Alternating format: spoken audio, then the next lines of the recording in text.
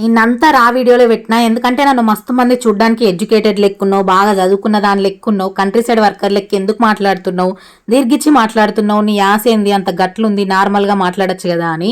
పుక్యానికే మాటలు ఏం ఖర్చు కావు కదా అని ఎన్ని ఎన్ని ఎన్ని అంటున్నారు.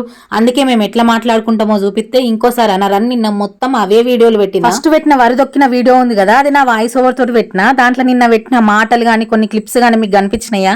అవసరం లేదు, నేను ఏం పని చేస్తున్నానో అది మాత్రమే ఒక నిమిషం లోపల వీడియో పెట్టాలని వాయిస్ ఓవర్ తోటి పెడతా. కానీ దాదాపు వీడియో లెంత్ ½ an hour ఉంటది. వీడియోల మాటలు కూడా మస్తు ఉంటాయి. 2 రోజులైనాక అవన్నీ పర్మనెంట్ గా డిలీట్ చేస్తా.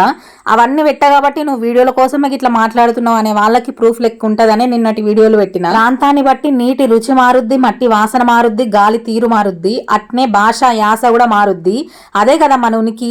అవి పుట్టుకనిచ్చిన అమ్మ లాంటి అని తండేల సినిమాల నాగ చైతన్య లాగా చెప్తేనే మీ నోర్లు మూత పడతాయా? మనూరు నుంచి పక్కూరు కోతనే పచ్చి పులుసు తయారు చేసి ఇట్లా 12 రకాల మార్పులు వస్తాయి. అసొంటిది భాష యాస అనేది మారదా? అరే నా వీడియోలు నస్తేనే చూడుర్రా బై, లేకపోతే లేదు. మీకు ఎవరైనా దొరకబట్టి చూపిస్తుర్రా? నీ చేతిలో ఫోన్ అయినా పైకి స్క్రోల్ చేస్తే పోదా?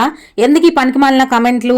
మా భాష యాస సంస్కృతి సాంప్రదాయాల కోసం ఏం చేసిన ఉద్యమాలతోటి జూన్ 2, 2014లో ఏం జరిగిందో అందరికీ తెలుసు. ఆ రోజులు మర్చిపోకుర్రి. బాజాప్తా ఇట్లనే మాట్లాడతా. ఇట్లా చెప్పుకుంటూ పోతే ఒక్క నమూనా కథలు కావిల్ల. ఏందక్కో గింత గుస్తయితున్నావు? మేమేమన్నాం? రోజు మంచిగా నీ వీడియోలు చూస్తున్నాం, లైకులు కొడుతున్నాం, పందిరినప్పుడు కమెంట్లు కూడా పెడుతున్నాం.